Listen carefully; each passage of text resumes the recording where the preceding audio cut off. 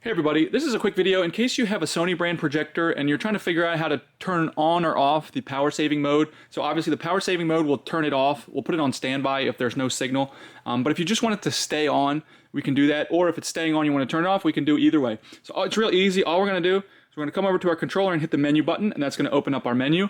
And you'll see wherever's white is where I'm at. So I can scroll down to the different menus, or by scrolling down or over to the right, I can scroll into the menu. So I'm going to scroll down, 1, 2, to the third menu down, and then I'm going to scroll. You'll see there's the power saving mode is right here.